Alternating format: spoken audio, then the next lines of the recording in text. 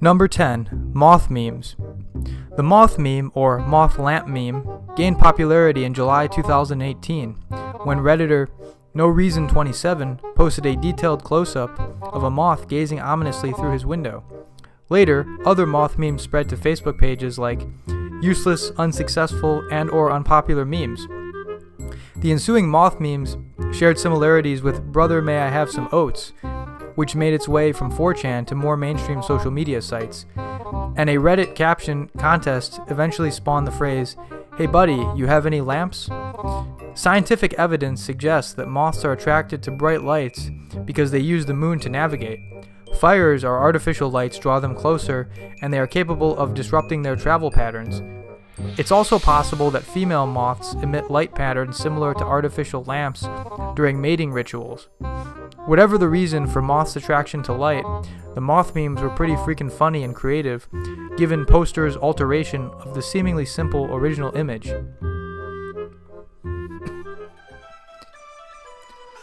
Number 9. Winnie the Pooh as She.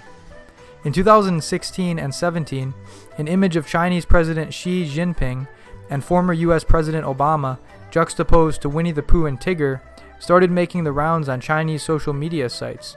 The original image was taken at a June 2013 event where the two gathered together at a scenic ranch in California with the purpose of discussing intellectual property and trade disputes.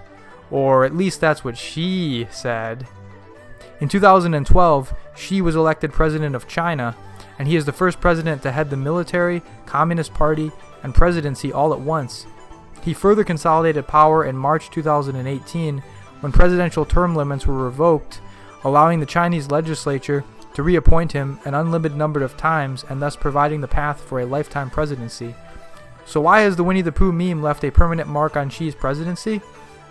Document number 9 of the Chinese Communist Party brought about an increase in internet censorship starting in 2012, and the authorities didn't look kindly upon comparisons between the sitting president and the tubby little cubby all stuffed with fluff, and they didn't really even get the joke in the first place.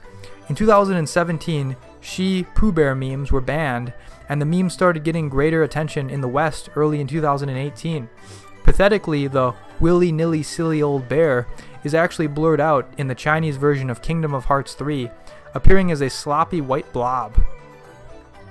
Chinese internet users even find bizarre ways to horrifically distort the childhood character in order to get around AI and censors, assumedly combing the interwebs for anything resembling the bear. Number 8. Gritty memes.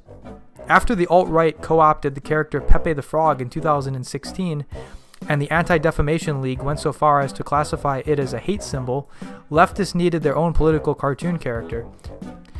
In 2018, their answer to Pepe emerged after the Philadelphia Flyers debuted their new mascot, Gritty, the orange grouch or whatever that thing is. Gritty was a replacement for Slapshot, a fuzzy orange mascot created back in 1976, which reminds me a lot of a menage a trois between the McDonald's Hamburglar, a pirate, and the proboscis monkey. Following Slapshot, the Flyers went without a mascot for a good number of years. But the birth of Gritty led Antifa on the far left to adopt this greasy, grisly, creepy thing as their own, for no obvious reason. The alt-right briefly and rather unsuccessfully tried to make Gritty their own, given his orange likeness to Trump. For example, Daily Stormer publisher Andrew Anglin in particular featured Gritty memes in a headline article on November 21st, 2018. But most of all, Gritty is a meme for all reasons and all seasons, hockey season in particular. Number 7. Thought Audit. For those of you who live under a rock or in Canada, the term thought, dating back to at least 2012, means that hoe out there. But that's a meme for another time.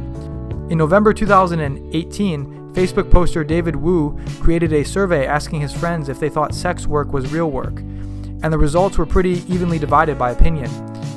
Afterwards, other Facebook users commented that they have circulated similar polls in order to identify sex workers and then report them to the IRS for unpaid taxes. Later, the thought audit spread to 4chan, and a few prominent social media stars gave followers the lowdown about the movement on Twitter. One such figure to retweet the meme was controversial Manosphere writer, affectionately known as the Alt Ayatollah Rushvi, praise be upon his name. For a week or so, the word thought took on a new meaning. That hoe owes taxes. So, is it really possible to turn someone in for tax evasion? According to IRS.gov, whistleblowers file Form 211 if they wish to report a person or business entity that they believe is not paying their fair share of taxes. But you need evidence, and only then would you be eligible to receive 15 to 30% of the uncollected amount of taxes and penalties if the subject in question makes more than $200,000 per year. Seems pretty difficult after all. As someone who is ardently anti-thought, I got a pretty good chuckle out of this meme, but unfortunately, tattling back and forth on each other is a demonstration of the increasingly polarizing and cutthroat atmosphere currently dividing our society when it comes to factors such as gender and ideology. Number 6, TikTok memes. In 2018, Vine was reincarnated in the cringeworthy form of the TikTok app. TikTok was developed in 2016 by ByteDance, based in mainland China, and it became one of the most downloaded apps in the United States this past year, after the company purchased and merged with Musical.ly, another Chinese company headquartered in California, which has already been gaining popularity in the US. The Chinese love watching short-form videos, which is probably due to decreasing attention spans and an abundance of content online, and Americans joining TikTok now have access to a giant audience, which includes hundreds of millions of people. Likewise, TikTok follows the current social media trend towards a selfie culture. Videos are typically around a minute in length, and basically the app requires even less effort for a cute girl in her teens or 20s to lip sync while posing for the camera. Vlogging was so 2015. TikTok spawned several notable memes, especially once celebrities such as Jimmy Fallon, PewDiePie, and Tony Hawk joined the TikTok crew. One meme, I'm Already Tracer, involved TikTok users lip-syncing part of the song No Mercy by Living Tombstone, written about the video game Overwatch. I'll be Tracer. I'm already Tracer. What about Widowmaker? I'm already Widowmaker. I'll be Bastion. Nerf Bastion. You're right, so Winston. I wanna be Winston. I guess When it became clear that virtually none of the female TikTokettes were actually playing the game while they were singing, with their controllers off, or they were using the wrong controller for the game and all, hilarity and mockery quickly ensued.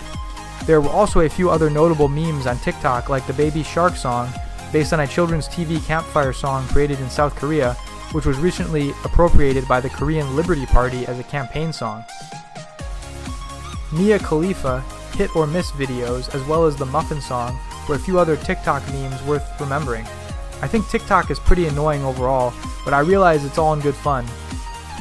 Parents, just please control your kids better if they're on too long, you know what I'm saying? Number 5, Logan Paul's Suicide Forest video. In December 2017, celebrity YouTuber Logan Paul traveled to Japan doing what he does best, being a gigantic asshole and playing the role of the stereotypical ugly American frat boy abroad. It is clear that Paul exhibited outrageous behavior such as throwing Pokeballs at people in cars, as well as tossing around raw fish as a way to please his audience with a daring and cringe-inducing performance that we would typically see from the likes of shows such as Jackass or Impractical Jokers. It is even possible that Paul acted out as a way to parody the stereotypical behavior of an ignorant American tourist. However, he further angered the Japanese public with his disrespectful actions when he tossed around coins at a temple and stifled laughter after coming face to face with the fresh corpse of a suicide victim at the Aokigahara Forest in the Chuba region of central Japan. Aokigahara Forest has experienced as many as 200 suicides per year. Japan has traditionally had one of the highest suicide rates among developed nations, although the US is quickly closing the gap. Eventually, YouTube removed the Suicide Forest video, and Paul, under public pressure, issued an apology and created a special video about suicide awareness. While I do think that the media was particularly harsh on Paul, whereas bad behavior among hip-hop artists, sports players, and other internet celebrities is typically ignored, I do feel that some of his choices in Japan were in poor taste, and he took advantage of the hospitality and politeness of the Japanese people at large. Number 4, Ugandan Knuckles. This meme is a good example of the complexity of modern internet culture. A lot of memes nowadays are composed of one inside joke upon another, and Ugandan Knuckles is just one example that will require more than a simple explanation. In August 2016, YouTuber Virtually Vain was playing Call of Duty Black Ops online, posing as an African drug lord and adopting a stereotypical sub-Saharan African accent.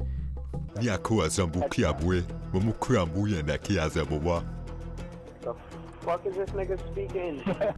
The player also spoke to his gaming opponents about their real names and addresses while posing as an African in the game. In an interview with Business Insider, he claimed that he researched his opponent's social media accounts in order to expose how vulnerable privacy is on the internet. But his real motive was probably more for laughs and viewership. The following year, a completely unrelated meme emerged from YouTube gamer Gregzilla when he did a review of the game Sonic Lost World, in which he featured a hilarious and grotesque artistic adaptation of the Sonic character Knuckles, which spawned numerous additional Knuckles parody drawings and songs across the internet. To add one additional level of complexity, we will need to go way back to 2010. That year, amateur film director Nabwana IGG created a low-budget film called Who Killed Captain Alex for consumption in the local Ugandan market.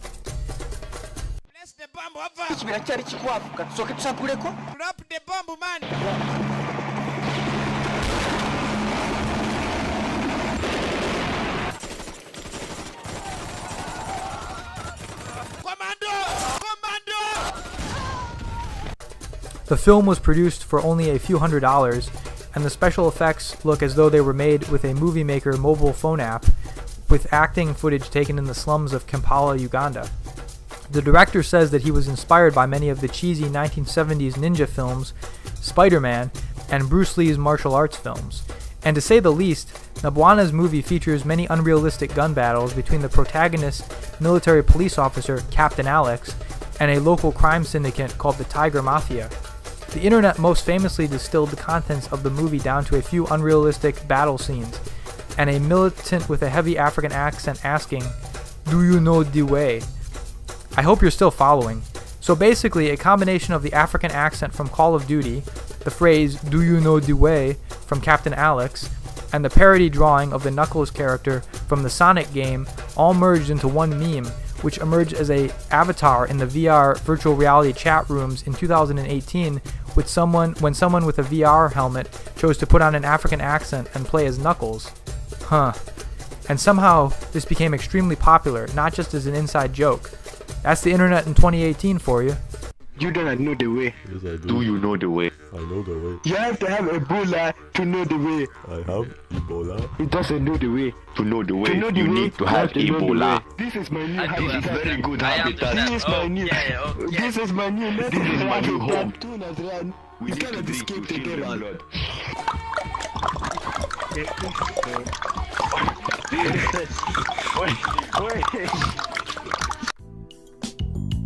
Number 3. HODL. As cryptocurrency markets began their volatile downswing throughout 2018, the phrase HODL, spelled differently than hold and pronounced similar to huddle, emerged from the crypto community.